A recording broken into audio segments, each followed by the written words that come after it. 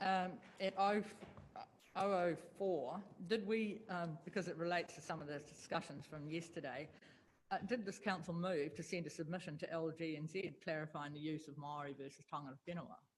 I don't recall us moving that. I don't mind if we did, but I don't remember it being a council debate. Yes, correct. Through the chair, we were requested to send a letter clarifying the use as opposed to a submission. Right, because we did have a big discussion yesterday. Yes. Right. Yes, the letter has been sent. We're awaiting response. And just a further matter with respect to 005, Your Worship, which refers to traffic calming in Stout Street in the first box, but the minute or action doesn't actually relate to traffic calming in Stout Street. And we have had several requests, so it sort of says reinvestigate.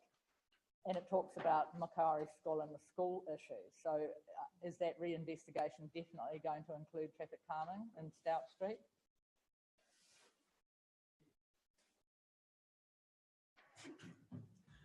Through Your Worship, yes, it's the catch-all for the requests that have been made at the moment. Thank you.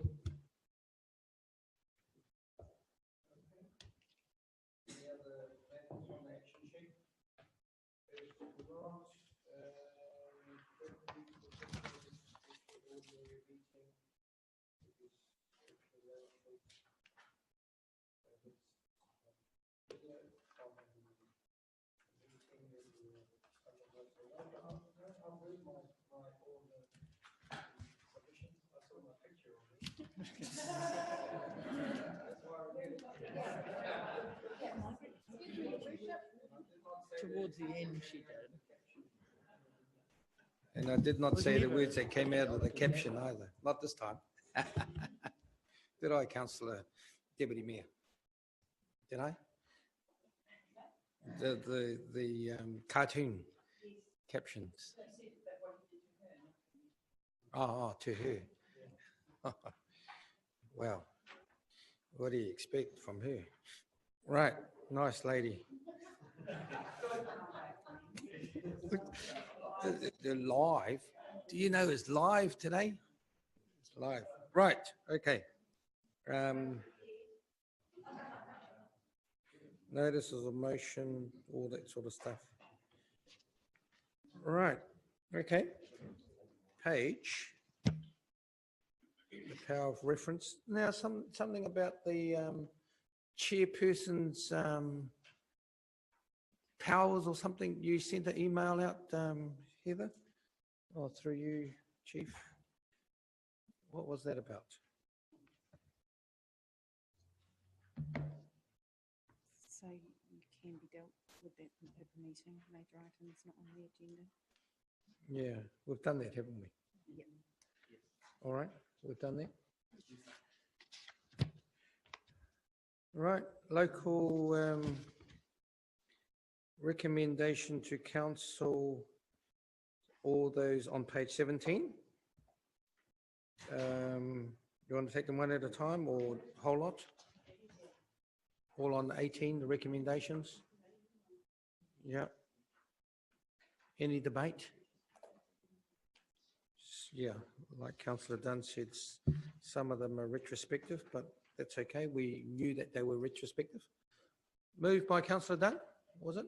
Second by Councillor Seymour. All in favour? Contrary, carried. The Wellbeing, page 19, Local Government Community Wellbeing Amendment Act Bill. Notes the contents. Yeah. Moved by Councillor Seymour, seconded by Councillor Stoltz. Any debate? Common sense? We've always done it anyway, haven't we? Regardless of what the Act said. Yes, Councillor Dunn. Not specifically to this paper, but just in general, does the government take into account the impact they have on local government and our costs when they go and make changes like this? Because we ultimately have to respond in all of our planning documents, so.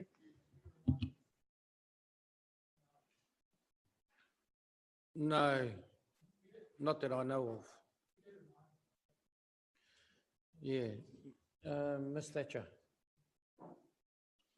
Sorry, Your Worship, I can't speak on behalf of what central government knows or does not know, but they do get a fair amount of submissions from councils advising so. Yeah. Some things they pay and some things they don't. And then sometimes when we want to give something away, we don't want to give it away. Okay, I think there's a presentation later on the brown bug thing, is it? It's a brown stinky bug, is that right? Is that now or Mr. Zaman? It is only 9:05. Thank you, Your Worship. Wasn't intended to be right now, but I can, because Lois is in Okay, mediations at the moment, but I'll try and get Phil to come and yep. give you When the they're ready, presentation. we'll be ready, go grab all right? them, So Phil doesn't have to wait. Right, we'll let that paper lie on the table, page 24. 28, adopt an operative date for plan changes to Tairāwhiti change. Nadine, Take the report as read unless there are any other questions, Your Worship. so it's been through all the processes, passed, recommendation to us, moved by councillor Stoltz, second by councillor Akuhata Brown. Any debate? Okay, all in favour? Contrary carried. Chief Executive's report, page 34. I move. Second by councillor Burdett. Right, any updates other than what we've got in here? Nadine? Very comprehensive. Some bugs in there, ladybirds. Very important. Actually, you know, I don't read much other than my agenda, but but I must say the booklet about 1080 is fascinating from the Parliamentary Commission. It is absolutely fascinating. It's just like, wow, New Zealand is a very special place. It's got lots of species that other parts of the world don't have. Councillor Foster. Yeah, I just want to clarify something that page 58, the MAR project, and we're still saying that we're going to be taking 2 years before we of trials, and we've been out into the fields with the respected landowners out there, and you know the call is for us to get our act together. And the meeting that we had here prior to going out there as well with the stakeholders. So we've been requested by pretty much everybody out there to really get this moving rapidly, and they're not really keen to wait for another 2 years for resource consenting and trials. I know there's delicacies that need to be sorted out, but I would like to see that we are listening to the stakeholders out there and fast tracking this as best that we possibly can. Through Your Worship, I know that the team has been having regular stakeholder engagement meetings. From the regional council perspective, however, we need to ensure that the environmental impacts are absolutely safe before it's scaled up. So from that, in terms of the science and the process, where possible, we will try and move things along faster, but it does need that time to actually determine whether the aquifer is going to be maintained or preserved if you scale up. So it is part of the process. We're aware that the industry want to get moving on this, but as I say, in terms of the regional role, we have a duty to make sure that it doesn't, that we don't compromise the aquifer for future generations. Councillor Akuhata Brown. Thank you, Your Worship. Madam CEO, thank you for your report. Just in regard to the relationships local leadership body, I note the report says no further updates at this stage. Are we likely to see anything in the space, being that a number of iwi presented, in my view, very well, into the space this year? Or is that something that is just not tenable right now with all the work we do have on? So through your worship, as I understand from iwi, they are working through that process around organising themselves to engage with the local leadership body or to not make their nominations. So whilst they work through that, the request, as you've seen from Ngāi Tā Manuhiri and Rongo Whakata, is to let's have an individual relationship with council rather than put everything on hold and wait for our LLB. Councillor Seymour. Thank you, Worship. I've got several questions, if you don't mind. So on page 39, with respect to the Provincial Growth Fund and the Waipawa Flood Control Scheme being finalised, the application to the Provincial Growth Fund, can someone tell me the timeframes for that? When do we expect to have that application finished and into them? Through your worship, the Waipawa Flood Control Scheme applications, we're just putting the business case together for that. That application will be ready for the next round of the PGF when that goes through. Thank you. Councillor Dowson. Sorry, I had several questions. Several, yes. Yes, I did. On page 41, and with respect to keeping everyone safe in the tsunami study, which is really quite important. So when will councillors be briefed on the developments, and when will we it's the last paragraph, third bullet point, when will there be an opportunity for us to know what that information is as it impacts on the region as a whole, and when will that be available to be taken out to our townships?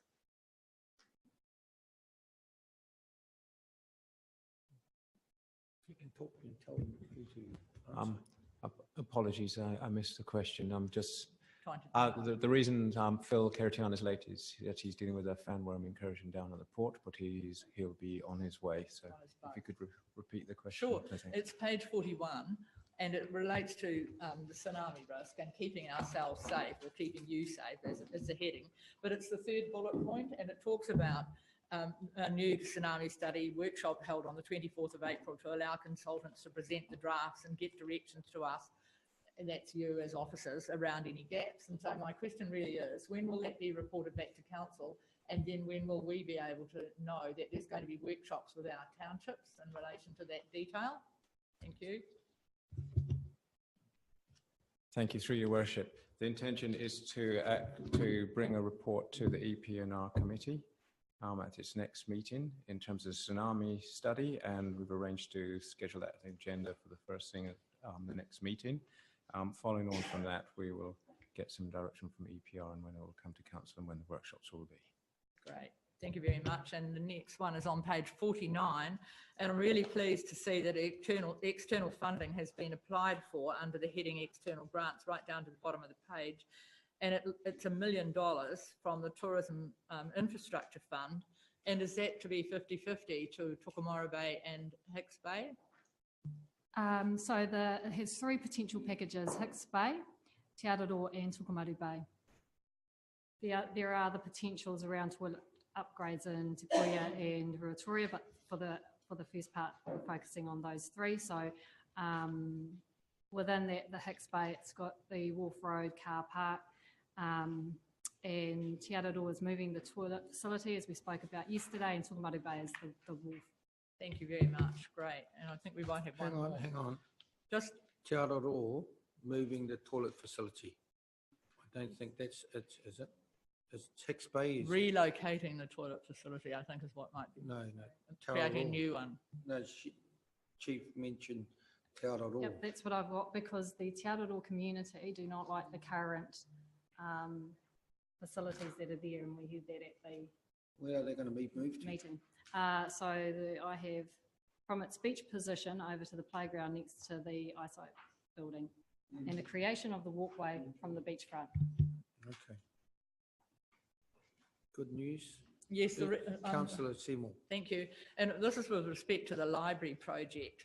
And I'd just like someone to confirm, if we read all these figures that are on the page and just above the line budget, and we look at 7.330 as the total project, and when we had a budget of 6.870, and we look, and then reading the rest of the script, so that difference in there is 460, and we look like being about 50K, potentially we still need to find, am I reading that correctly? So we look like being 510,000 over the budget of 6,870. I know we got some money from other places, but is that what this report's telling me?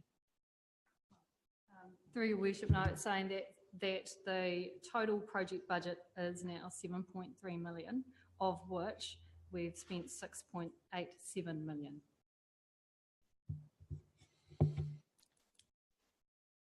Right. Any more questions? And we're still looking for 50K, or we might still need another 50K. Yes, I have one more question on the interpretations and branding, which is on page 54. I think there might be a wrong date in the first script. Says under the heading, or the line that says production and fabrication, with installation happening in July 17. But can you just tell me what the last paragraph?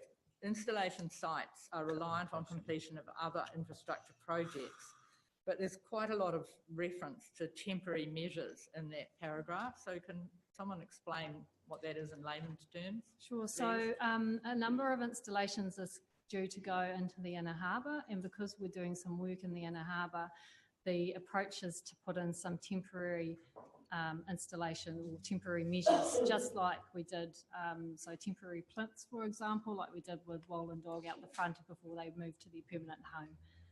So why don't we say temporary installation, so we actually say what we mean? Thank you very much, that's great, thank you. Councillor Dawson. Thank you. I just wanted to reinforce saying yesterday, but this is the first report that I've seen that DroneWise is actually tracking to budget. Really commendable and important for our community that this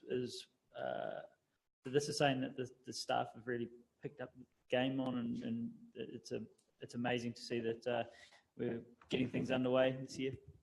Thank you. Councillor Dunn. So I just want to mention the introduction to the Chief Executive's report. I found it really uplifting to read it. Page 38. In particular, I like the sentence where it says, these successes wouldn't be possible without the generosity of our funders and partners and commitment of staff. Just wanted to highlight that. And also just to say how proud I am of the library project and how amazing it is. And our community is absolutely loving it. There's just so many positive comments out there. And well done. Thank you very much. Nothing to do with the councillors. No, that's all right. The Hawaii Tūranga is tracking. What the residents around that area want is to actually be told and consulted, just be told what is actually happening there. Okay, so I'm hoping that the council will convene a meeting with the owners of those units to say this is where it's going to go and all that sort of stuff, and the height and a bit of history regarding it, because there's a lot of new residents there and they feel great anxiety that suddenly there's something there. Okay, thank you. Now with the Paukahu Trust, is landfill remediation, is there some thought of extracting gas?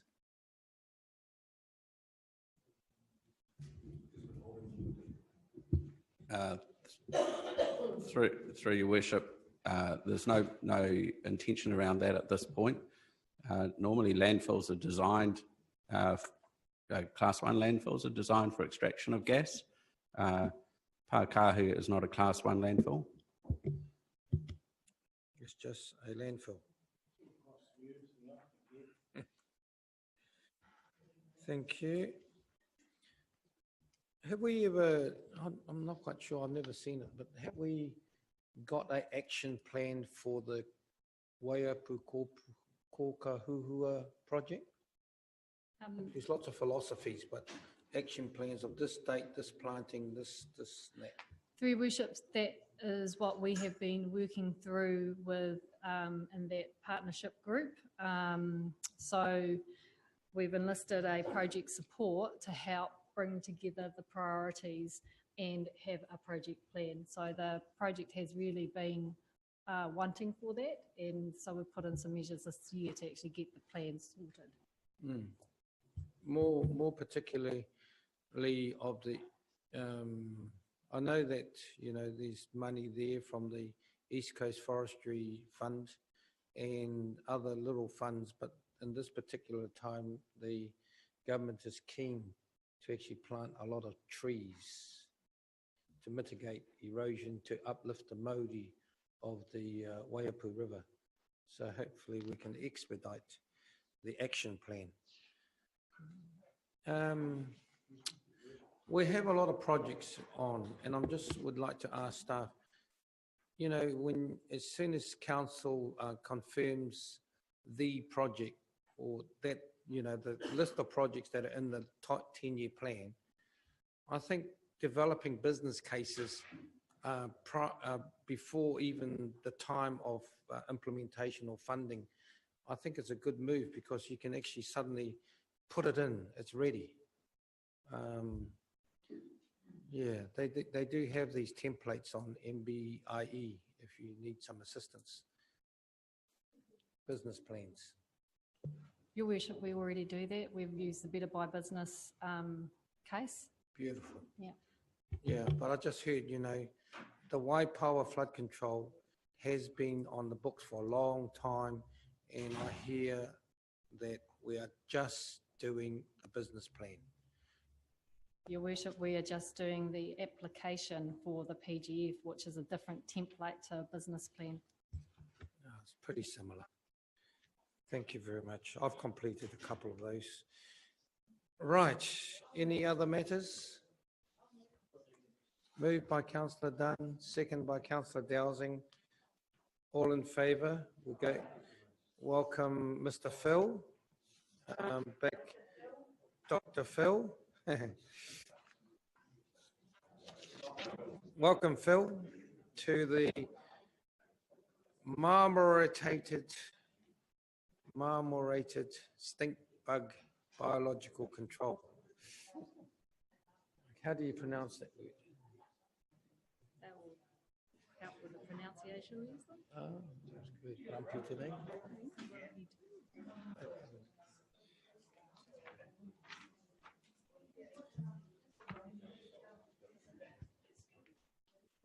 What else have we got? Thank you, Your Worship. If I could just start, Phil's going to give us an update on the marmorated stink bug and the biocontrol methods that we're planning to use, or MPR are planning to use, and its approval through the EPA, and also an update on what has been happening down at the port in terms of a Mediterranean fanworm incursion. Morning, everybody. Yeah, we've got a lot going on at the moment. Certainly, with the brown marmorated stink bug, it's something new that MPI are quite concerned about. It's if introduced and it gets out into the wider region, it's going to have huge impact on our land producing industries, cropping, horticulture, huge impact. So they're very concerned about it. They're doing everything they can to stop it from getting into establishing in New Zealand, although they have already turned back vessels that have been found to be contaminated with this particular brown marmorated stink bug. And of course, it's causing huge impacts on imports, cars into New Zealand. They have intercepted contaminated goods at Auckland Port, and so they've quarantined those particular contaminated goods, and they've killed quite a number of brown marmorated stink bugs already. So there's huge concern for particularly for all our regions that produce a lot of product from the land. So for us, MPI, and there is a request for support to look at a biocontrol agent to actually, as initial release, to control any infestations of the brown marmorated stink bug in New Zealand. That's the first step. So it's to contain it, control it. Beyond that, it does move around through infected goods and machinery, but also able to move on its own accord. Does it fly? It can fly, yes. So there's the huge impacts beyond outside its containment area. So MPI are doing everything they can to prevent it at the border and establishing in New Zealand. So the report in front of council is mainly seeking support to introduce a biological agent, which is called the samurai wasp, which actually acts as a parasitic type agent that impregnates the eggs of the brown marmorated stink bug, and therefore it evolves in time into another parasitic wasp. So it's using nature to, find a way of actually controlling this particular invasive pest organism. So, Will the wasp do the same thing to the eggs of monarch butterflies, which some wasps do now? They've been doing a whole lot of host-specific trials. So unless they're 99% sure that it's host-specific, they wouldn't release anything that's going to impact on any other desirable insect species. So those trials are still going on at the moment. So it's just having something in front of them so that that if something does eventuate, they've done all the trials they can on the non species that wouldn't be impacted by the samurai wasp. So that's ongoing, but it's just having something as a backup as to the ongoing use of potentially using chemicals. Do we have any of these stink bugs here in Gisborne yet? Not that we're aware of. The first port of call, if anything does turn up, is MPI. They should be first notified, and they'll take the direct lead in identifying and dealing with any new incursion. Googling some pictures, and the green ones we see around, I've seen some of those, but it's just then watching out for the brown ones. Those tend to be our more native ones. Okay. So the ones you need to be aware of, when you squash them, you'll smell them before you. Terrible, yeah. That's why they got their name, brown but marmorated. even the green ones, if you get them in a proper sweet corn, they won't take the sweet corn. They won't. So they're goodies. They're all bad. Oh. Councillor Gunn. What are the consequences and the costs of this? Because is this going to affect our native bees? 25. There must be some risks 5. associated with this, releasing this biocontrol. Are we got a good understanding of that? It's, as I say, for MPI, they're doing all the trials they can. I mean, with our manuka honey, there's other things that could impact on that as well. But with the brown marmorated stink bug, it tends to be more for your production type, your fruit, your horticulture. Oh, sorry, I was referring specifically to the wasp that we're going to release. Oh, right, okay, sorry. Is that going to impact? Thank you, through your worship. That's a question that I have asked of staff, and in discussions with EPA, there's quite stringent requirements in terms of, as Phil has said, effects, non-target effects on other species. So that approval should not be given if that happens, and there is a trial period going on at the moment. Are there independent trials other than MPI? Because they brought in stakes to control rabbits in the South Island. And now the stakes eat everything. Yeah, I would suspect that the other agency that MPI will be working closely with will be Landcare Research. Councillor Thompson?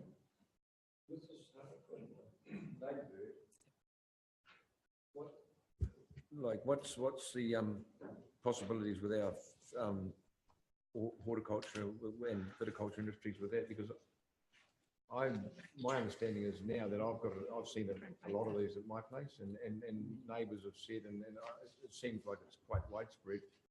And traditionally, we've actually promoted ladybird in our orchard as eating pests. Like they strips. So do these have a different characteristic, or and what is the damage they cause? The Harlequin's ladybird beetle,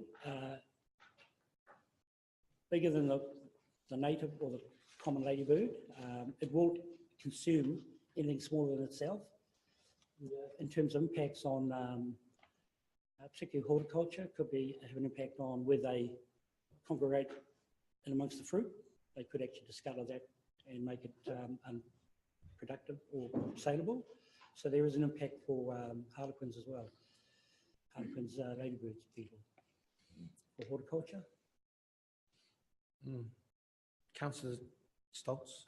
Hi, Phil. When I read this, thank you for the report. I looked at it from a different angle. If we're going to release wasps, is it going to be semi-controlled? I'm severely allergic to wasps and I have to carry an EpiPen because of that. I wouldn't like different wasps just being released everywhere. Is it going to be relatively controlled? For these particular wasps, there's it won't have an impact on human health. Oh, good. So if you get stung by those, you don't have to bring out your EpiPen. Great. That's all I wanted to know.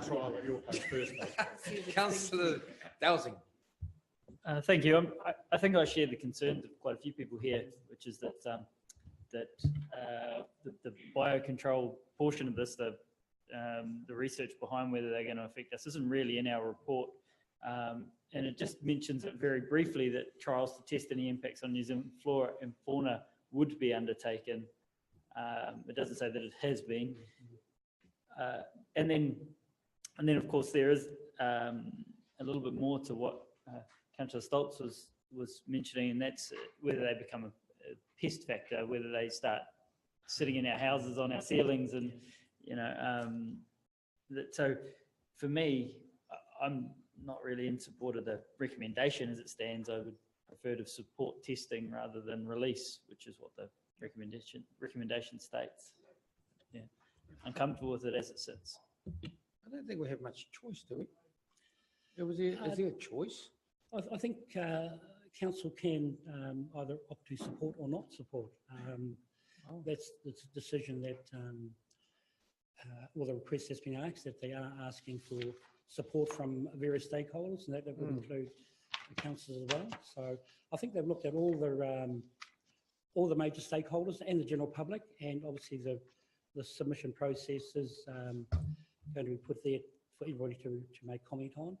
So they'll take all the submissions on board, and obviously if there's a significant number of objections to it, well, they'll have to consider that as well. And, Worship, could I make a suggestion? And I think that was a very relevant point.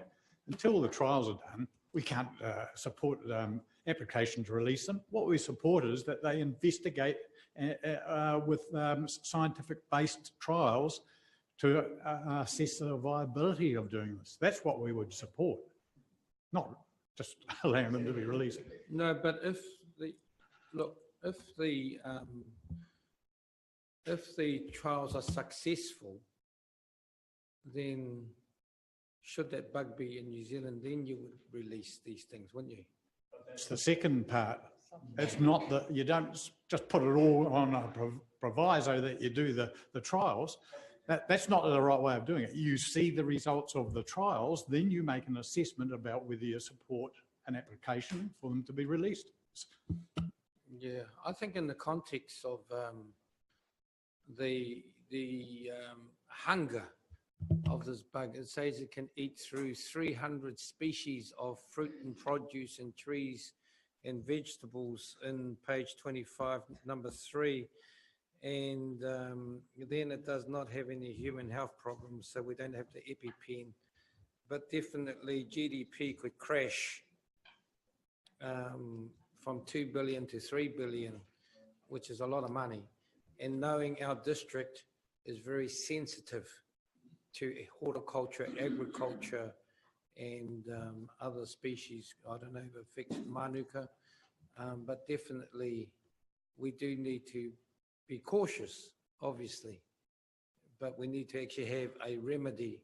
Well, the government will actually just do it anyway, because they're just asking for our opinion. But we could actually stick those sort of thoughts in our letter to MPI, is it? Yeah. MPI?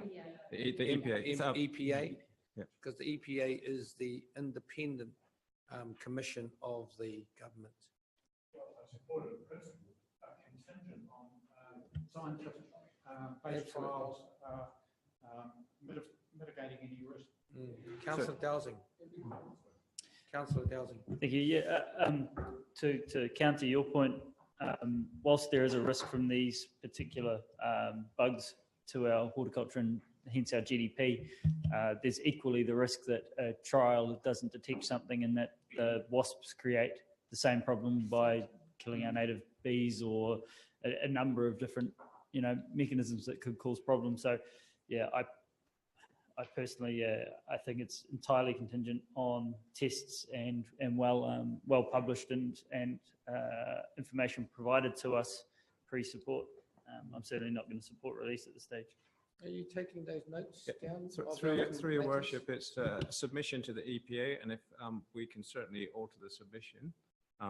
We haven't made the submission yet, so the submission can reflect the concerns of council that it is support would be on a basis of the correct approvals and all the tests being adhered to. So it's not for the actual release straight away, but support the submission could be in support of reflecting those. Councillor Thompson.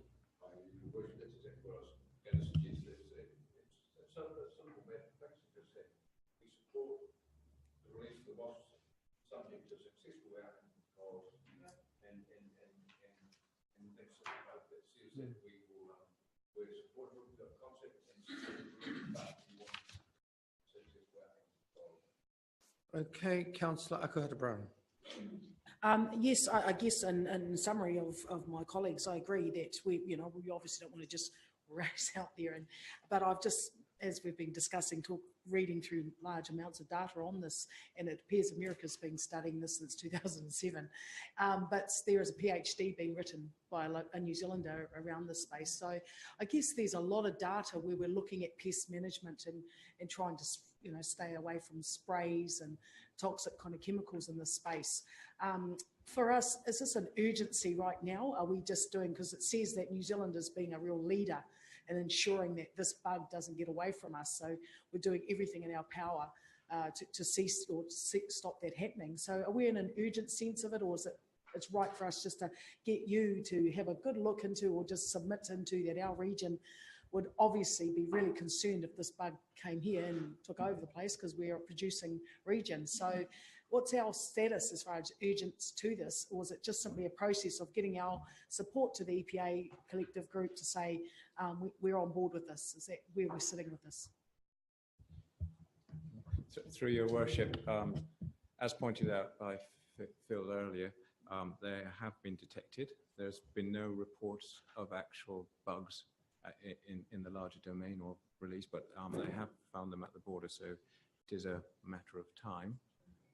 With many of these pests that they could get through, but at the moment there's no incursions as such. Councillor Seymour. Can I suggest a rewording of number 2, Your Worship, that might read, the council supports the EPA trials, but would seek evidence of safe trial outcomes before the release of any samurai wasp in our region. Makes sense. Yeah. Plus the council will make a submission. Well, that's effectively, it just replaces 2. We are going to make a submission, and that's what we'll be saying. Okay, you move that. I'm happy to move 1. Councillor Wilson, seconded. Moves Councillor Fenn. Oh, sorry. Thank you, Worship. No, just carrying on from Councillor Seymour. What exactly is safe and successful trial? Like when we're looking at that,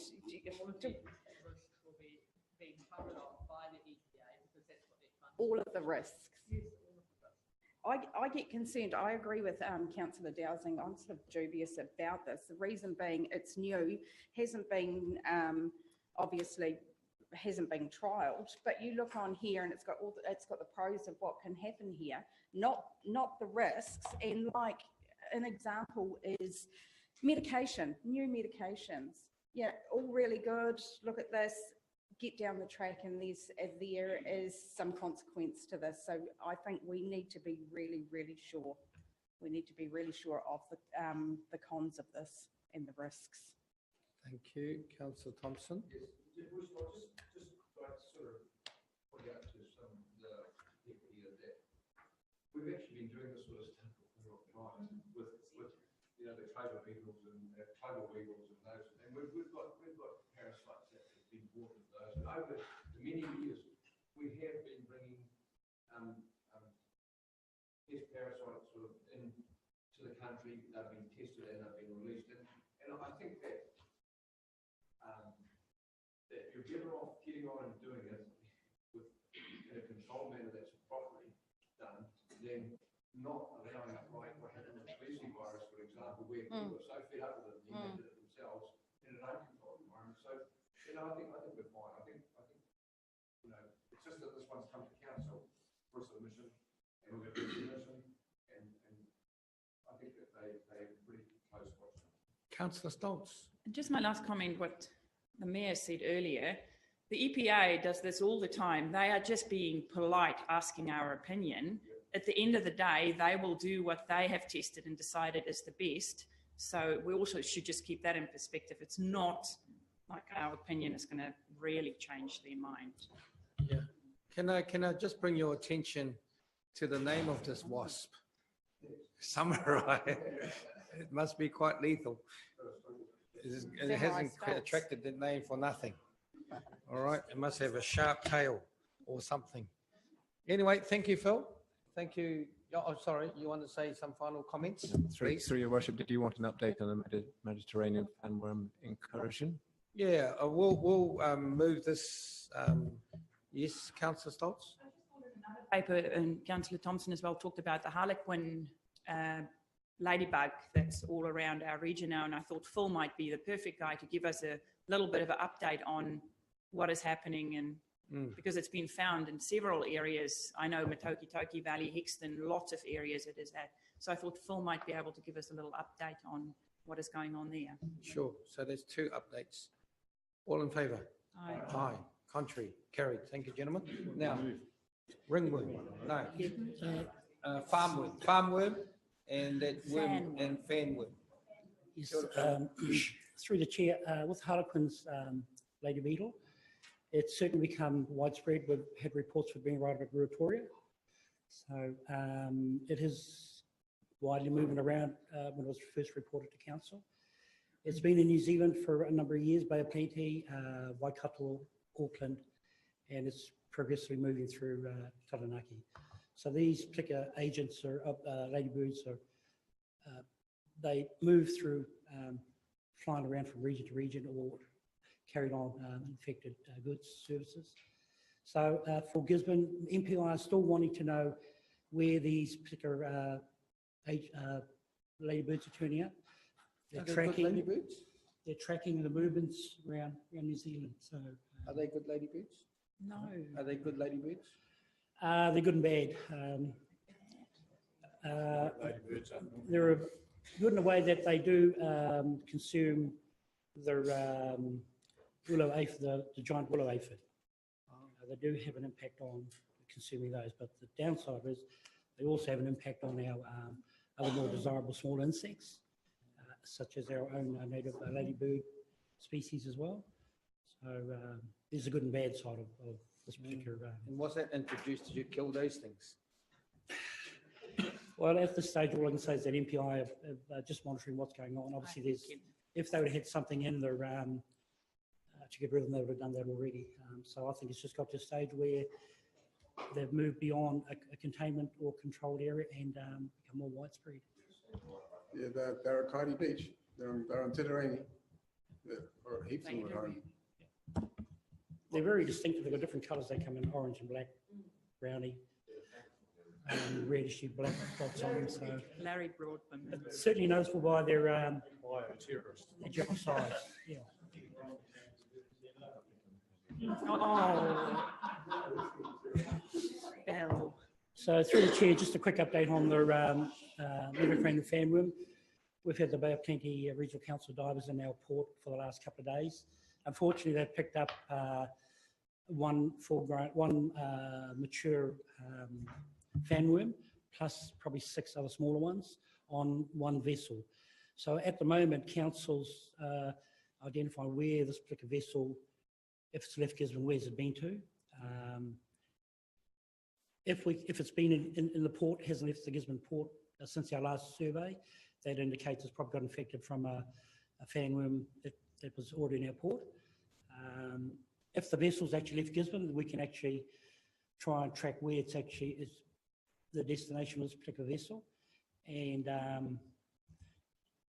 talk to the owner. And we'll probably have to go and look at if he's in breach of the Biosecurity Act.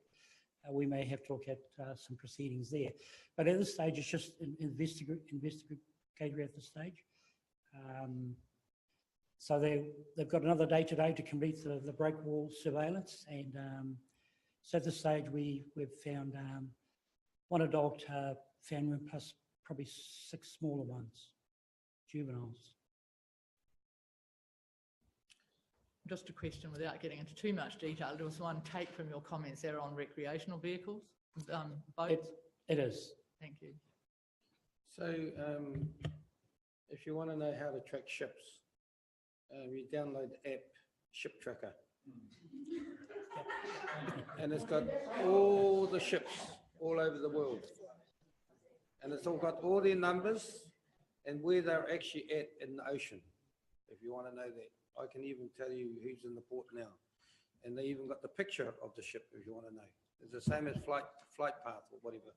Anyway, thank you very much. We'd like to share knowledge. Right, thank you for the updates, Mr. Karaitiana. Right, very quick today, aren't we? Where are we? Are we on the Lawson Field now, are we? Oh, shivers. Oh, lot of public excluded.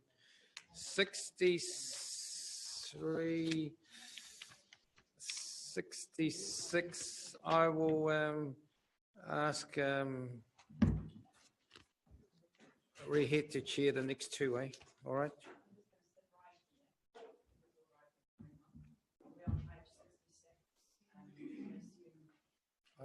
We are page 66. I assume everyone has read the report, and I invite discussion about this report. Microphone. Sorry about that. And that he deserves support. He's keen on it. I'm quite happy to move if that's what's required. I have a question from your worship, where you, in the report it states that the sister cities will pay for the mayor and a representative from Uawanui. When I read that, I was concerned because I know what tiny budget the sister cities get, only 15K a year. So I was just wondering, and it does state here that Jim would get back to you. So what I was wanting is, have you received an update that is all right with them to pay for 2 people? Yeah. It is all right? Thank you. It's been confirmed. Well, except if a councillor goes. But that's my question, Madam Chair. Yep. I mean, the paper is absent on the potential cost on item 3 on page 67. I'm happy to support the mayor going and any others that are going for representing those other organisations, but it should have had a budget in it. We expect a budget for everything else. Let me see what the cost of Tahiti is. So if I'm going to make another comment. To me, the mayor is the face of Gisborne sister cities. So I think if you find Ming, go on your own. Well, there'll be others with them that not funded by council. Because absolutely, sister cities would probably send a representative. Te Hā might. It's up to council. Graham has got his budgie smugglers packed. Yes, Councillor Dunn. Yes, I agree that with the mayor going, I don't believe the ratepayer should pay for a councillor to go to such a thing, and should a councillor want to go, they should pay themselves. And having just gone through the long-term plans and everyone recognising how tight things are financially, I don't think this is appropriate. I have another question. Ming, number 4, when it says invites members from Gisborne District City, Te Hā and Uawanui to join the council, but I assume that Uawanui is already included in the cost that you raised that sister cities will pay. Okay. Councillor Cranston and then Councillor Seymour. Yeah, no, I think it would be really good to have costings around that, because I'd love to go to Tahiti and I would consider funding it myself if I knew what it was going to cost. Great. Right. Councillor Seymour. Thank you. And I think that's really good, and Councillor Cranston should have that opportunity if he wishes to go. But I was going to amend, if Councillor Burdett's happy, that one remains the same, 2 finishes at consisting of the mayor, full stop, 3 disappears. And I'm not sure that we need 4, but I'm happy to leave 4 in. So we just approve the visit to Mahina by a delegation consisting of the mayor. Yeah. And any other councillor at their own cost? Yeah. Yes. Okay, I'll put that in. Well, we had an and a councillor. Can have as many as you like. Yes, and any other councillor at their own cost. Okay, so if we can just clarify what we're voting for. It's note contents. Approve the visit to Mahina by a delegation consisting of the mayor and any other councillor. And any other councillor who At their own cost. self-funding. And 3 is then invites members from Gisborne District's sister cities, Te Ha and Uawanui, to join the council delegation at their own cost, I would add. Yes. Bill, are you happy with that? Yes, fine. I will second that. All in favour? Aye. Contrary? Carried. And accordingly, Madam Chair, on page 69, or should I say 70, so we can have a discussion, I'm quite happy to move that. Any discussion on the paper on the 3rd Yunnan Conference on International Exchange of Professionals? Yes, Councillor Akuata Brown. But just within the recommendation, approves the payment of minor incidentals, again, a budget, or is that just as they arrive as incidentals associated with the visit? Just a bit more clarity around that space. It's got to take a gift. That's what it probably is. Again, how much would we be spending on a gift? So I guess as per the previous paper, a little bit of budget space, some ideas of figures would be helpful, but certainly appreciate that this is about building relationships and spaces that are growing and developing in our region. So I have no issue with the attendance myself, but put an insight into funds. Probably about $200 at most. Should we put to a maximum of $500? Yes. Yep.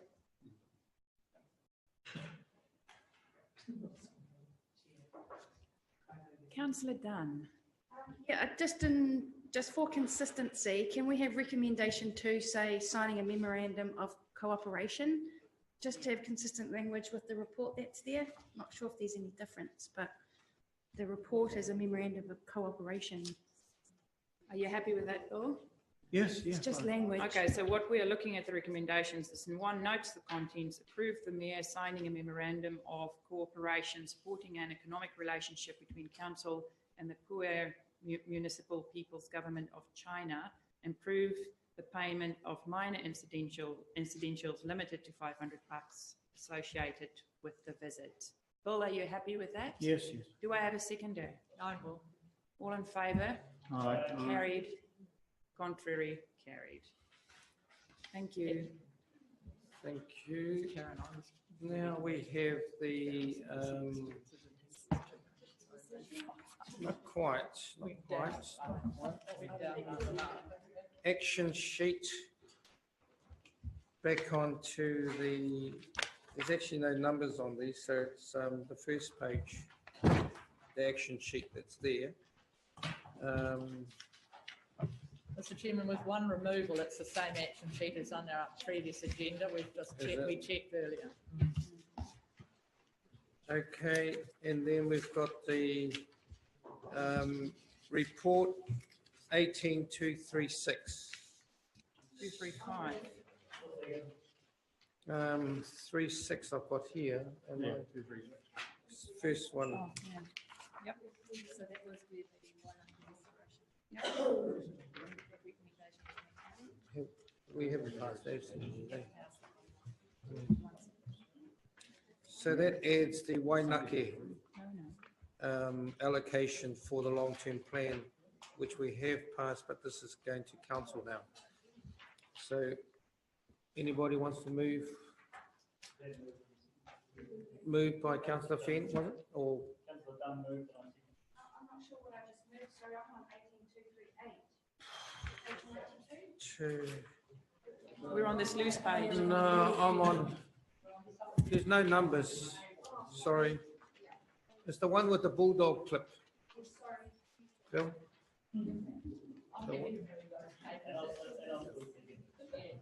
Moved by councillor Seymour, seconded by councillor Dowsing. Any discussion?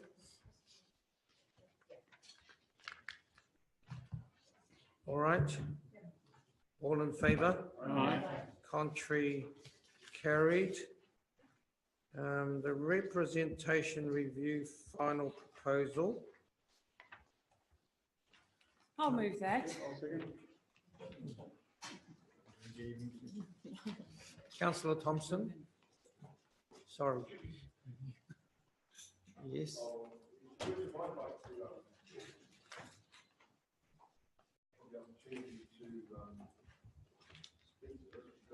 Microphone. And so obviously it's already been moved, so I can't move anything, but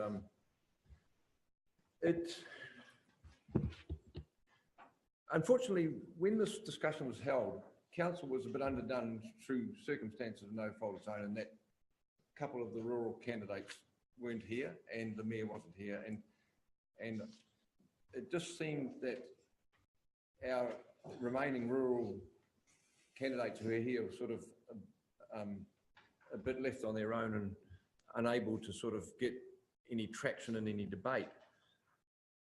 Look, I know that basically we're struggling to find a way to manage the numbers around this, and we had a proposal put up, and I think, yes, there were problems with that proposal originally, the original proposal with splitting the wards up, and it wasn't going.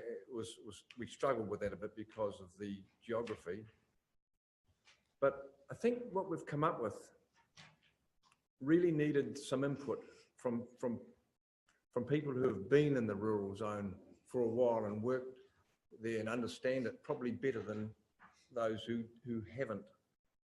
And I see there with regard to costs, well, yes, it was reported that costs will be offset by the reduction of councillors, but that's not an absolute figure. The cost of councillors, and I've spoken, there is a reduction, but the cost of councillors is a pool which is shared with councillors. And if we go and introduce community boards, there will be extra costs involved. There'll be a lot of extra work involved because those community boards will have to be serviced just like council is serviced, and there will be, and it's a bit of an unknown at the moment, but we know that it will take a lot of servicing. Now, unfortunately, you know, in making the decision that came to, or to this point, it was totally ignored that community boards in areas haven't been that successful, and there's an absolute logical reason why that happens, and that community boards, and we've had our own groups within council over the years who've been representative of different groups, and they haven't been successful. We used to have committees in council that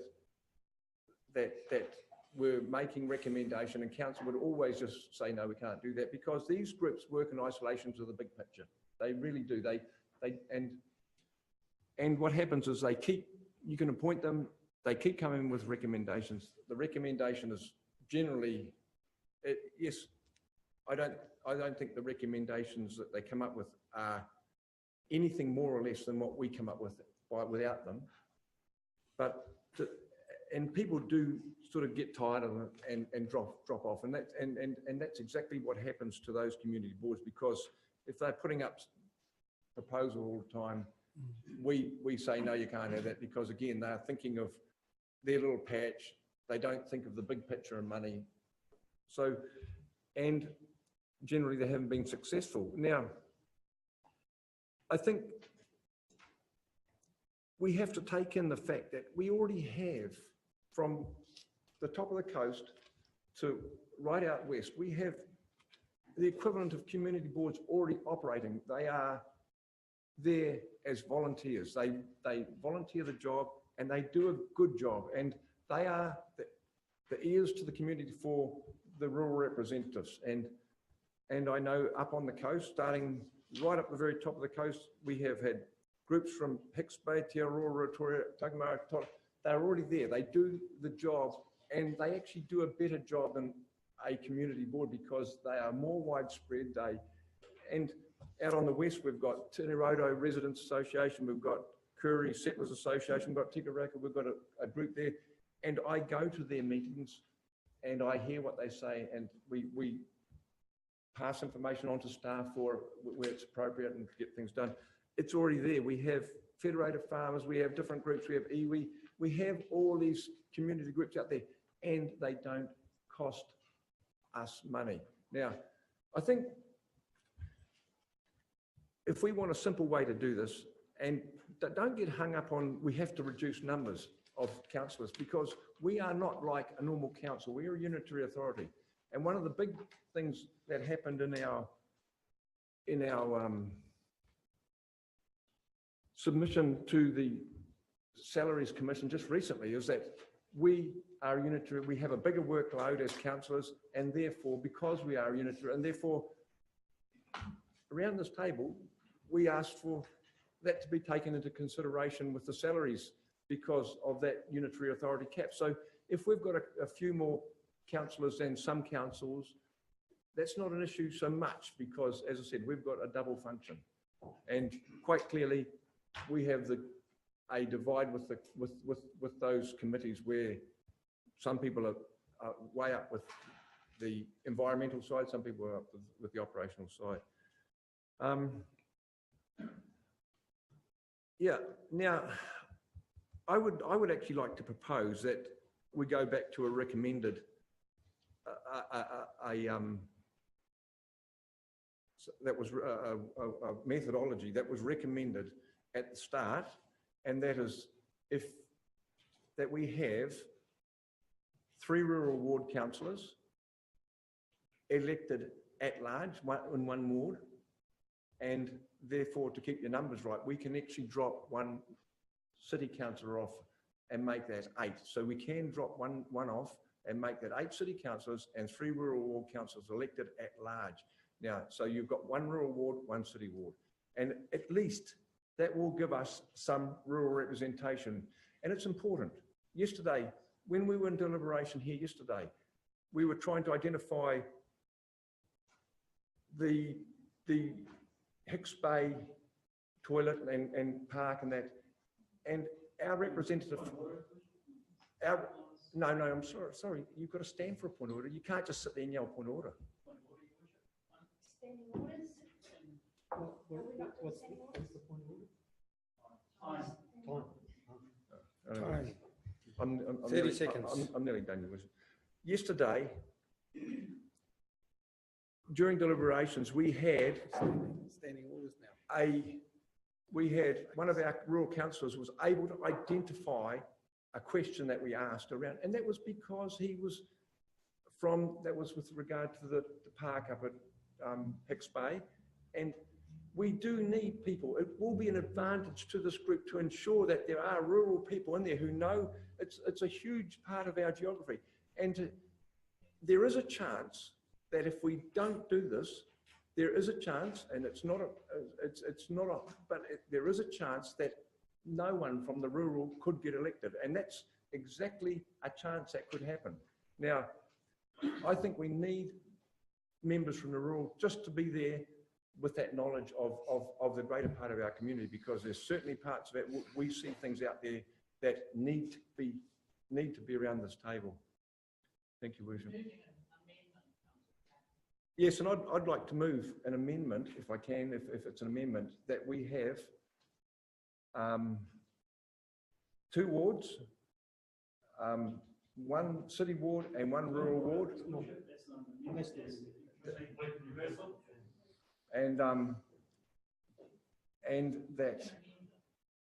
And that we have 3 rural candidates elected at large and 8 city candidates. Isn't an amendment?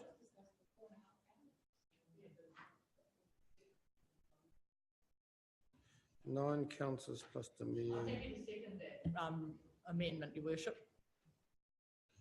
Yeah, I'm just thinking, is it an amendment? It can't be ultra vires. Well, it's not ultra vires. It can be complementary.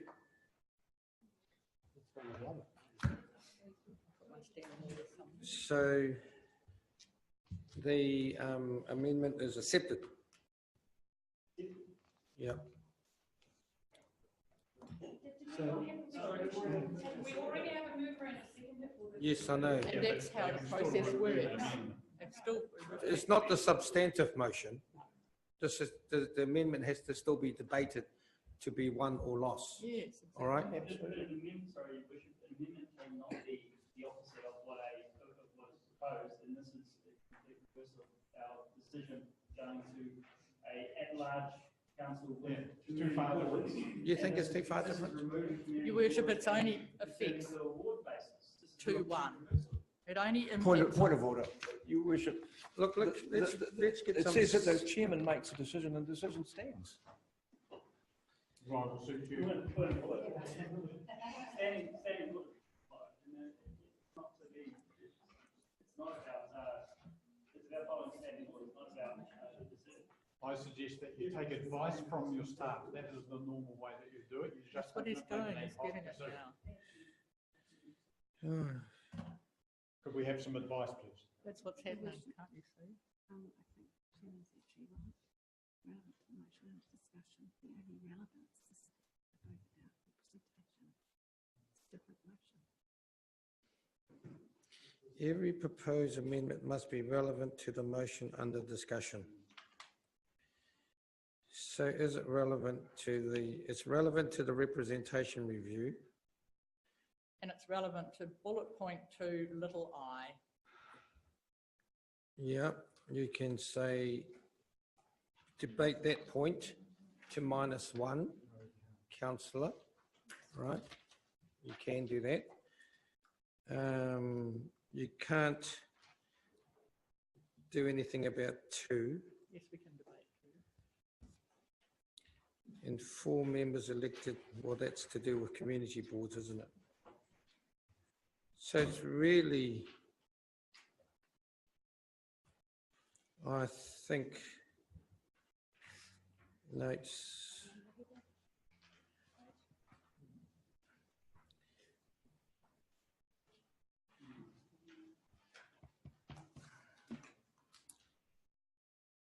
Well, you can't cancel anything, right? How do you mean? No, I'm just saying in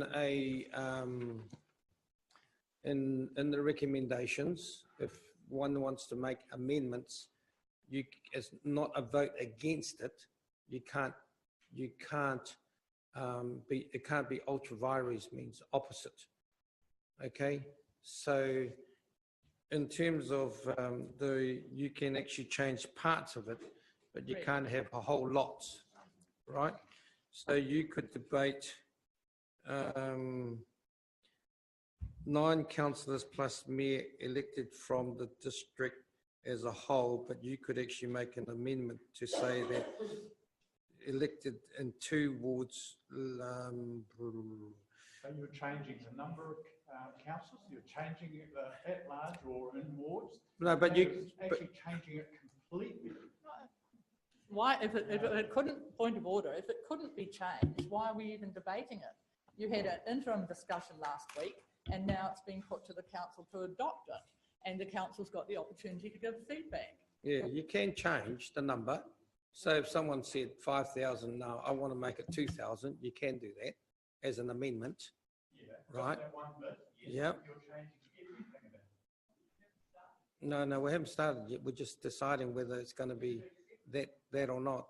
And then you're changing the whole to 2 parts, rural and city. So you're allowed to change that.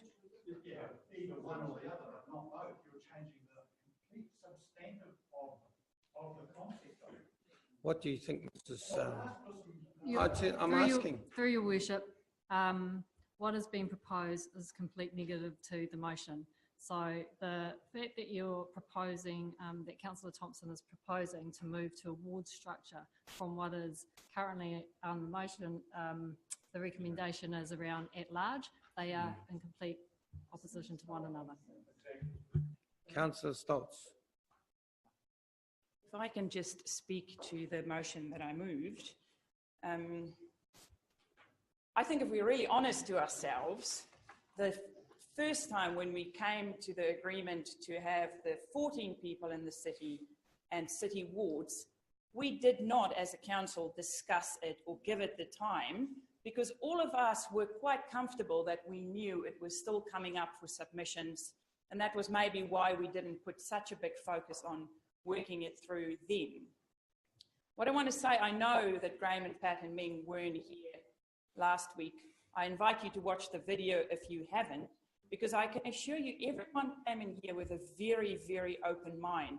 I came in here not for 1 second thinking we would go at large, but as we worked through it and realized that we should stop tinkering around the edges, we should really be brave and future-proof our region.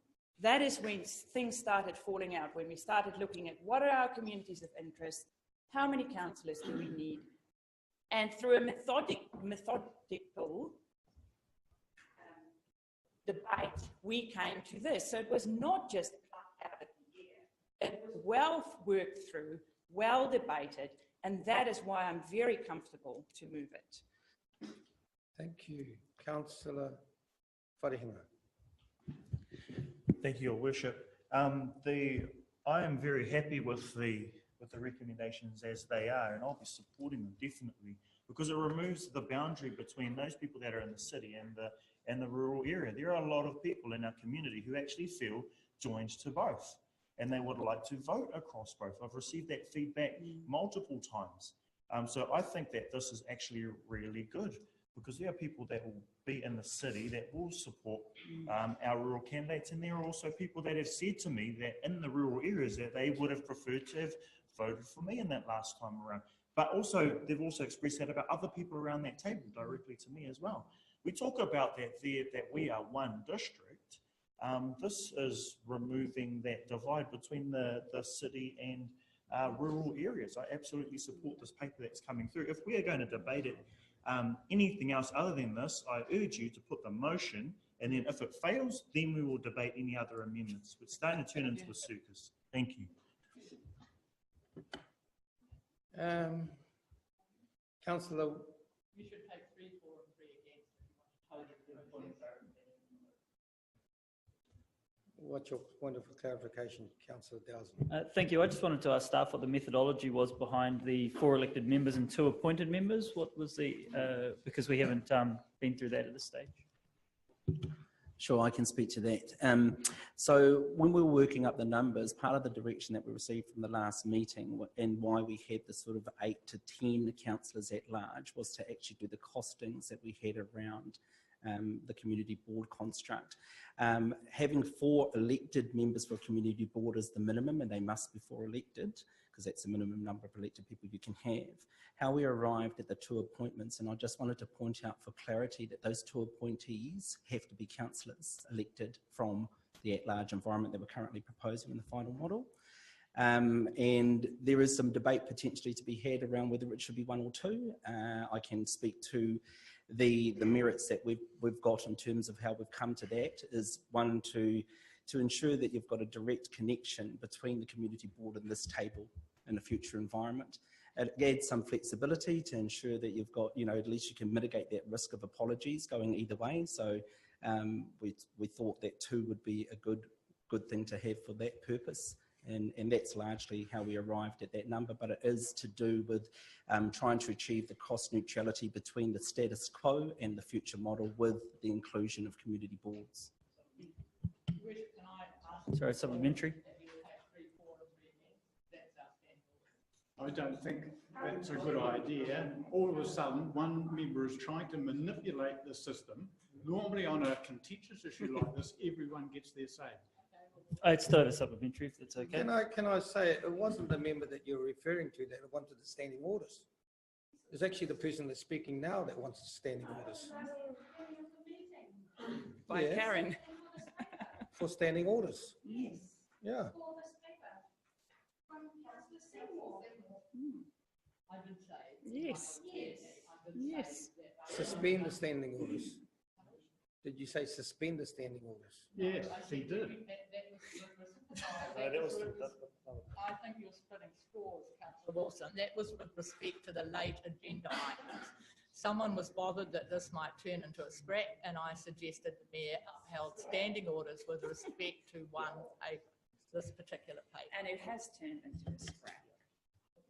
Only in people's minds it I'd like has. to hear councillor Dowson's. Only in people's minds. Look, we can all be adult about it. Yep.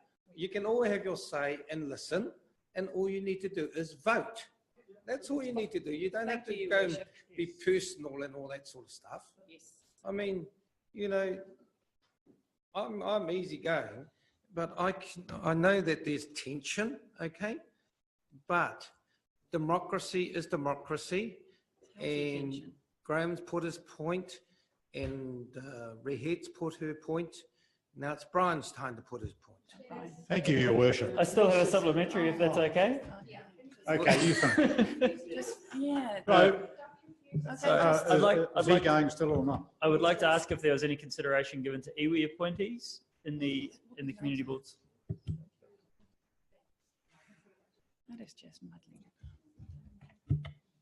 Thank you, Councillor Dowsing. That the law, section 19F, is quite clear around the nature of membership and appointees, and it does require, and I just want to quote this section, it's 2F3A, members or, so it says, persons who are appointed under the Act to a community board, so those are the appointees, the two suggested in the final proposal, be members of and must be appointed by the territorial authority or the district in respect of which the community is constituted.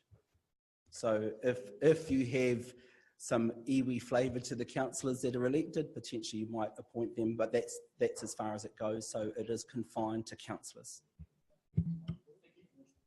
All right, Councillor Wilson. Thank you, Worship. Look, it's a little bit of a pity that, you know, some of the members didn't attend that first meeting, because I agree with Councillor Stoltz. We did go through a proper process. And look, this is all about democracy. And without true democracy, the more people you can get involved in your community, in decision making, whether it be with community boards or whoever, councillors at large, the combination, I think, is expediting that democracy. Now, communities of interest. This is one of the reasons. I myself was a bit neutral about these community boards. I was humming and hawing. The only reason I looked at it, because we had some submissions and I thought we haven't looked at it properly, but submissions said that perhaps we should have looked at it. So I had a bit of investigation about it. I thought there could be some merit in it. But it was only after our process of going through it all that it became obvious that seemed the way to deal with, for example, communities of interest. Well, when we're trying to manipulate the wards and change a boundary here and include Okatū out there and this group with that group, it wasn't common areas of interest. It was pretty obvious that we were only artificially making boundaries to create communities of interest. It no longer worked. So we had to do something different. So the first concept around that was councillors at large. Now, we've heard from our rural council that their wards are too large now. So it seemed obvious that by expanding the number of people that actually have some say within that ward, that would be making it better for those wards. Okay,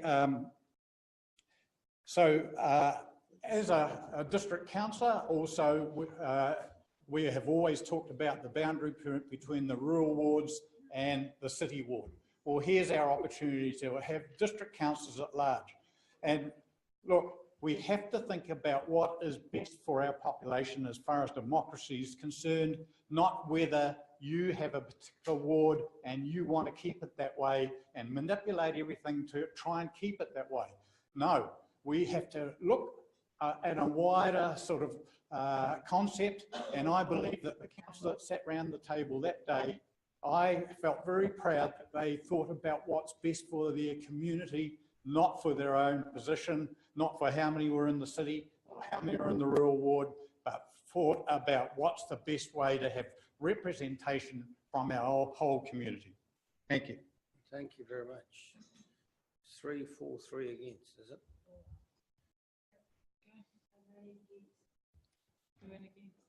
Bill had his hand up to speak before. Oh, Councillor Boudet.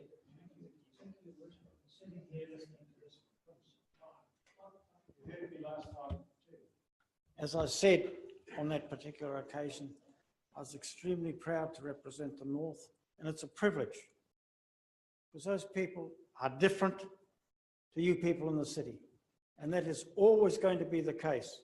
The city and the rural areas have different communities of interest. That you haven't considered. But anyway, you've made the decision today. All I want to say is if the community board is the way of the future, I hope it works. My time in local body politics is almost up, and I think you have unfairly looked at how how important rural representation is, because believe you me, funny, it's ironic, the late Bob Elliott said to us probably 15 years ago, Bill, the amalgamated city council will ultimately end up with the city in control, and that's what's happening. Thank you, Your Worship. Councillor Cranston. Yeah, thank you. No, the decision was made, and the decision I made was 9.5 councillors. So I'd just like to, and having thought about that, I actually did go to 10, and that's I know the numbers we struggle with, but the reason I've gone to 10 is because there is a kind of a soft assumption that having the community boards will give us more decision makers, but ultimately around the table, it is the councillors that make the decisions. So what we're doing is we're losing a large number of councillors. So that's why I still favour the 10 as a structure. If we don't go to 10, we lose diversity around this table, and I really like the diversity we've got around here. You imagine 3 of these places going. There is a loss of diversity. There's loss of capacity to do our work as well, because it's spread between 9 councillors.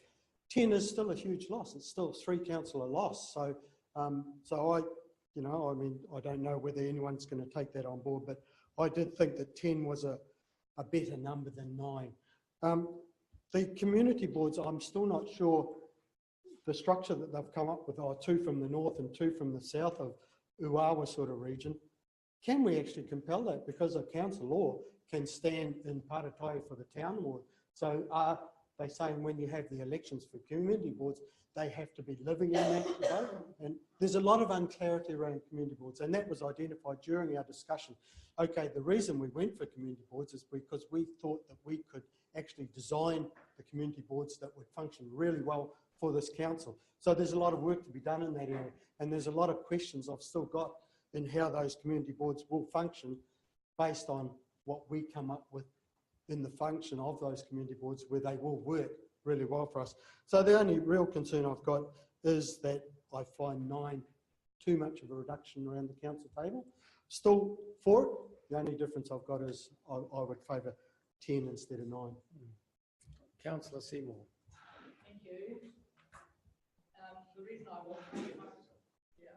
I was doing a RMA course which had been booked from last year, so that was unfortunate. Any reference to securing a position for myself is absolutely ridiculous. It's about democracy, and it sounds like we have worried a bit too much about ourselves. It's what is best for our communities. I think we haven't considered well enough that we are a unitary authority, and with that goes the workload that Councillor Cranston has just alluded to, and the paper currently says 9.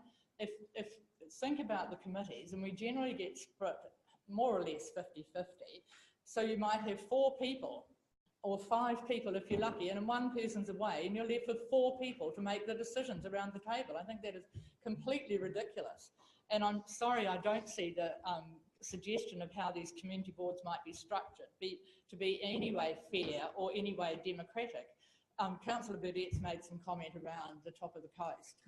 And to even tell the East Coast that you can be represented by 4 people and 2 people will come from the top ward and 2 from Tawhiti-Uawa, and likewise the West, 2 can come from one side and 2 from the Poverty Bay Flats.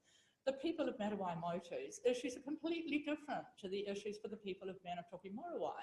Just the same as Councillor Burdett has alluded to, the issues for Hicks Bay, Te Aroa are completely different to the issues for potentially Makarori, who are currently in the ward but may not be in the future, and Luawa. So I just don't think that we really thought about the big global picture. We can do nothing about the fact that you've voted on it and it will probably be passed, but there is an opportunity for our public to actually make some comment if they wish, because at the end of the day, it's not about us sitting around this table, it's about how we represent our community and how our community's voices are heard in this room.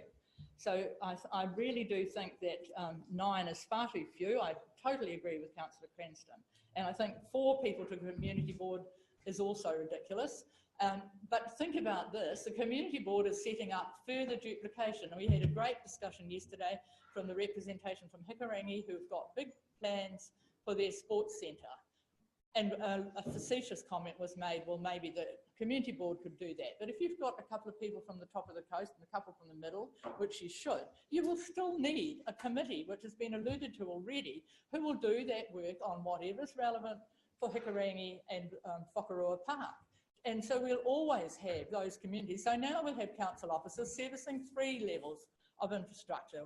Well done to, I mean, I just don't think people really thought about the wider implications and how democracy works. It's not about us. And I'll be voting against it. Thank you. Councillor Foster. We've heard good representation. I'll sit down and stand. Council meeting, we are meant to stand. We've heard good submissions. I mean, the whole thing is all about democracy. The rural community is going to be served by more people than what it is now. And the whole community board is going to have avenues into more parts of the community than what one councillor can do in that particular area. The other thing is that we've had a lot of submissions over the last few days for the LTP. Part of that has been representation. The majority of people actually support what we've been proposing, even Federated Farmers, the Chamber of Commerce. So, you know, this is exciting times ahead, and this is an opportunity to look at the way democracy is performed in this region for the next elections in particular. You talk about committee structures and everything. Hey, let's look at the whole scenario. There's an opportunity here to just get democracy really working in a proper and different way than what we've seen in the past. It's time to move on. Thank you. Councillor Fien. Thank you, Your Worship. Sorry, I'm not standing. It doesn't make much difference whether I stand or not. We're still the same size. First of all, Mr. Burdett, different communities of interest. I am from the East Coast. I am aware. I am here in the city and I'm very aware and have a passion for the coast. And we'll find, if elected, you'll find there are other people out there that have a very big interest in the communities. Currently, we have, particularly up the coast, we have councillors, 2 councillors servicing the coast. These communities are still dying. Our rural communities are still dying.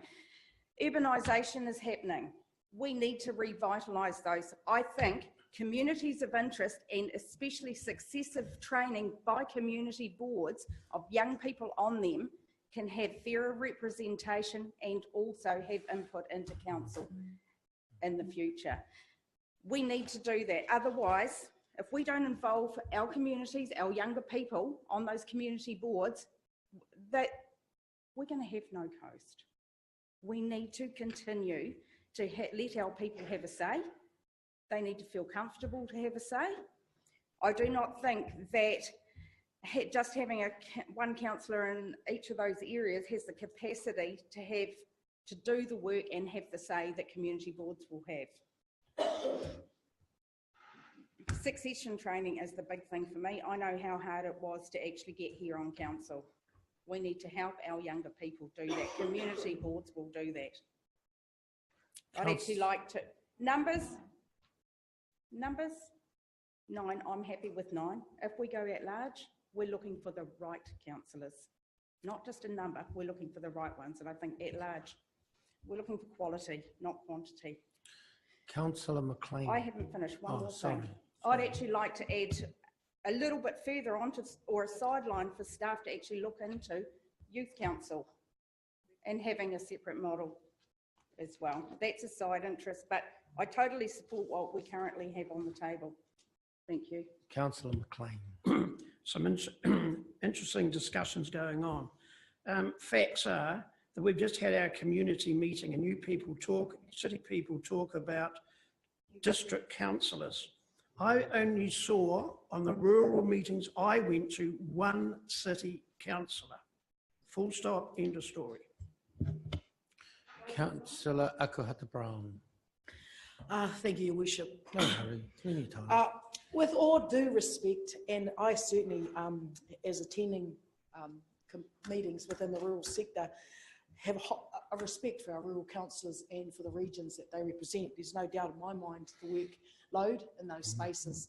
Mr. Burdett, my husband's whānau hail from the East Cape, and I visit that space a lot. I believe, as Councillor Stoltz has stated as well, we did speak to this in such a wide and varied discussion. As you know, I'm a proponent to participatory democracy. It's evident that our region struggles in democracy. We don't have people opposed. They stand year after year in these spaces. We often don't see new faces in these spaces as well.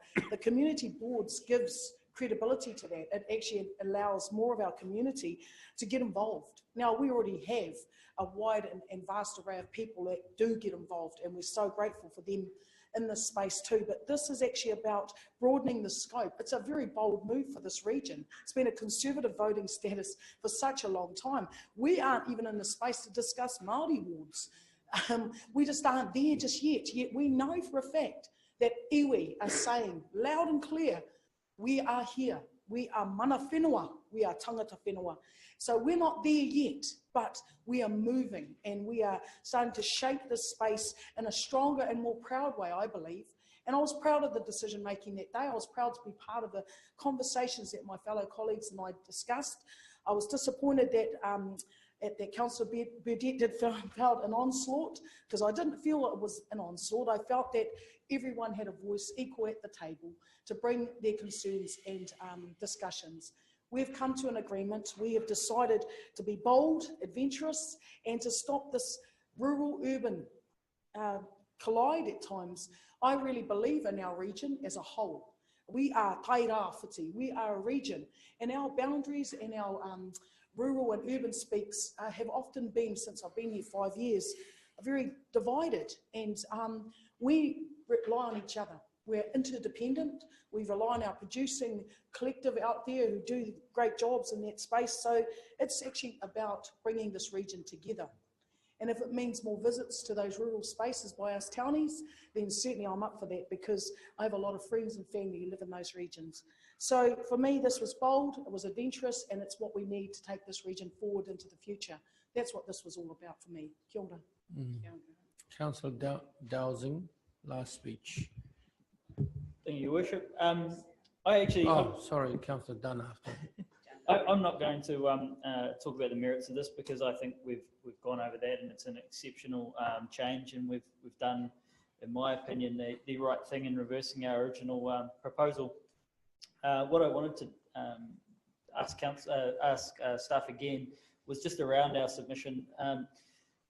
Is it required that we specify the number of elected and appointed members to the committees in our review? I don't believe that has any bearing on the submission, or does it?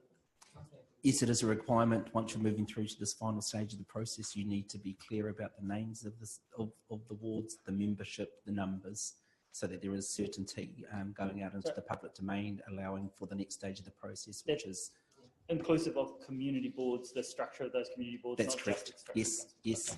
So those matters covered in the recommendations are the matters that are required to be covered. And what is our deadline on that particular this? Okay, so we're in a 6-week time frame, and that ends on the 23rd of May.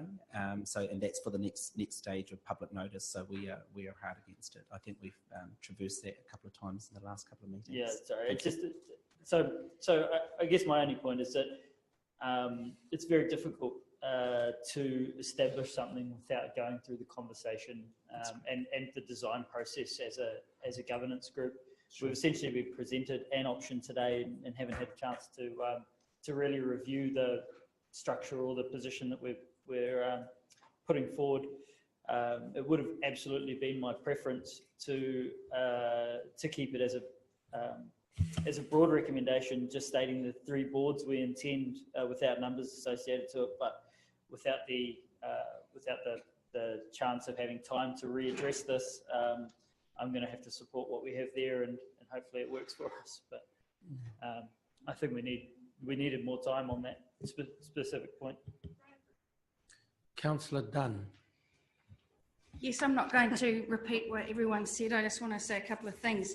The best representation for our region and communities of interest were 2 massive factors that we considered in our hearing. I would really like to thank Councillor Stoltz for the way she chaired that meeting and ensured that we turned over every stone and looked at every possible design and every perspective. I would suggest that those that missed out go back and watch the video, and all of these factors will surface for you. I believe that the system that we came up with provides better representation than what we currently have, which is why it was largely supported. And lastly, I came in here on that hearing and I had a ward mentality, and having turned over every stone, I went full circle and came out recognising that wards actually weren't totally necessary. So I agree, we came in open-minded, we factored in everything, and the best representation for our region is what we wanted. So I've been to community board conferences, 2 of them actually. One of the frustrating things for a community board is that they don't have any delegation, right? Like they don't have any work plan in terms of, can we put in a new footpath or street light or seats and that sort of stuff. And so that's one of the frustrations, is no delegation of money. And so if you're going to have community boards, I would suggest that the council actually look seriously at delegations of work. Now, the other success of community boards is that once they get the delegation, they are generally voted within the township or small district that they represent. They are not spread from north to south like the ones that are suggested here, because where do you apply the resource?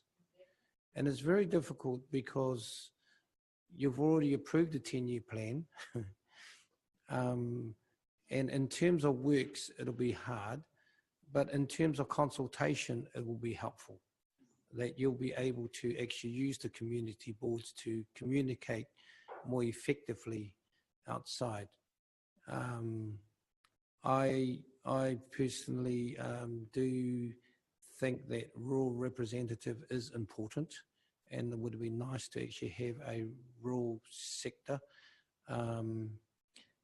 However, I can feel the mood of the council for a new program, and there has never been a shortage of candidates standing, whether it's for the health board or for the council. They've always been overprescribed. So there's always a keenness. I would say, given the numbers around the council, Gisborne District Council has the most diverse council in the whole of New Zealand. Most councils are older, and a lot of councils don't actually have many women on the council. So I do take the point that, you know, is 9 the right number? You know, people do get sick. People do have issues at times, and they have to be away. And then suddenly 3 people could be making the decision of the council. So I just want to highlight some of those sort of things in terms of delegation, budget. But there's good positives, and you know, it's a process of working through. I mean, it's not much different to, it's been from what I've seen throughout New Zealand, and not only in this district, is that it's been more urbanised than the fair distribution. And even in the, if you have a look at the MMP system, you have a look at the East Coast electorate, it's actually growing and growing because there are less people living in there. And therefore you've got one MP that looks after Gisborne right to Te Puke Kawerau. It used to be just Gisborne and Wairoa at one stage.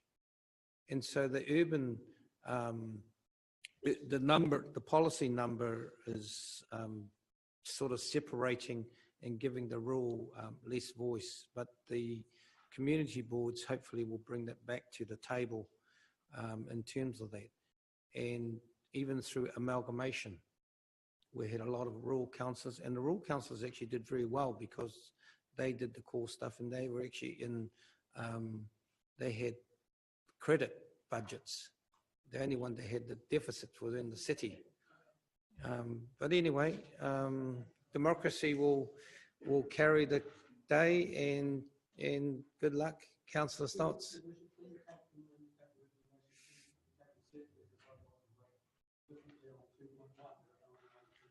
Well, you could actually have,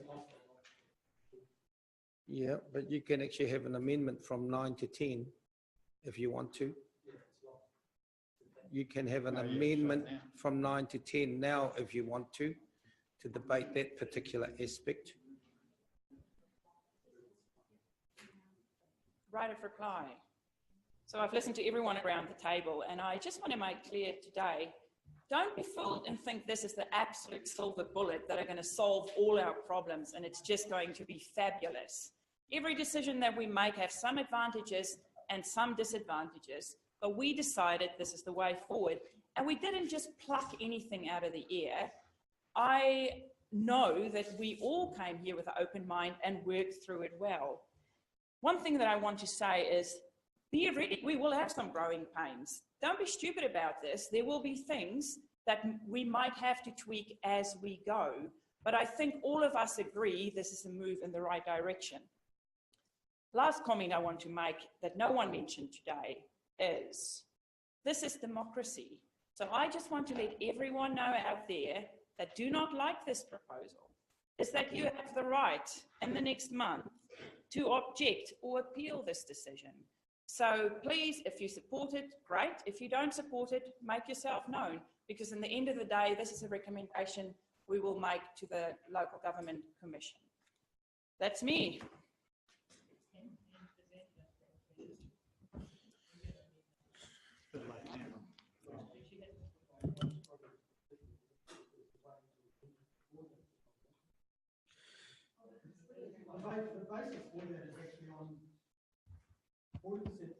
Councillors was correct. 14% thought there were too many, and 45% thought the number was not enough. So actually, it's following the consultation. That was the old.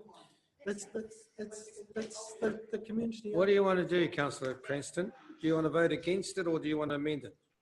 I'll amend it. Yeah. From what? 9 to 10. Just two. Is there a seconder? Two little one. 10 councillors plus me elected from the electors of the district as a whole. Is there a seconder? Okay. Should we just have a vote on that? No debate? No. You can't, let's put the motion that I moved to the table. That's I thought that was the way to do it, but I've been told it's not the way to do it. You guys have to accept this amendment. Yeah.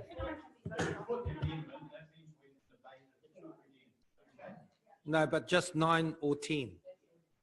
That's all you debate. Not everything else. Do you just want to vote? Am I allowed to make a comment? Staff went away, and I know we're not just talking about cost, but they went away to see what would possibly work. And this is the number, when we directed them last week and say 8 to 10, this is the number that they came up with looking at cost and representation. So Yeah, I'm just uncomfortable with us just now, after all the work has been done, to justify something, just suddenly changing it. That's just my opinion. Doesn't the, Yep, absolutely. sorry, Your Worship, It's kind of- democracy. doesn't the mover have to accept the amendment? Do they not? No. The mover has to move an amendment and someone needs to. Yeah, so it's been moved by councillor Cranston, seconded by councillor McLean. Shall we just vote on it? 9 or 10. You can vote against or for. Okay, we'll just put that. So put your hands up for 9 or 10. So the motion is for 10. 10. The amendment is for 10. Okay, you can vote for or against. Hands up for 10. Yeah, 14, put your hands up. So that's McLean, Cranston, Seymour, Yep. And me. Okay, against, Against. carried. No, it wasn't carried. Against. It was lost. Wait, well, they didn't put their hand up. Come on, put your hand up. It is lost. Yeah. Lost. It's absolutely lost. All in favour of the Aye. substantive motion? Aye. Aye. Contrary, carried. Well done. Let's have a coffee. All right, okay. Is it coffee time? Yep. Like expecting a baby during birth. It used to be 9 o'clock. Yeah, exactly. Now it is 10 o'clock.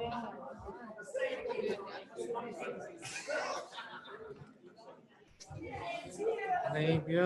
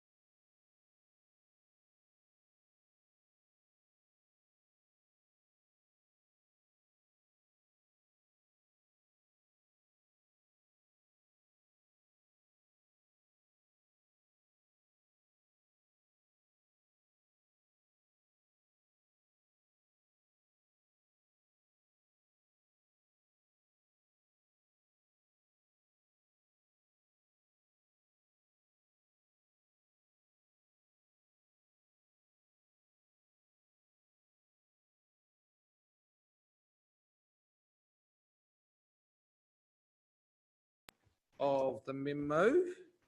This one here is to do with the Land Transport Committee's recommendations. And the recommendation is on the last back page.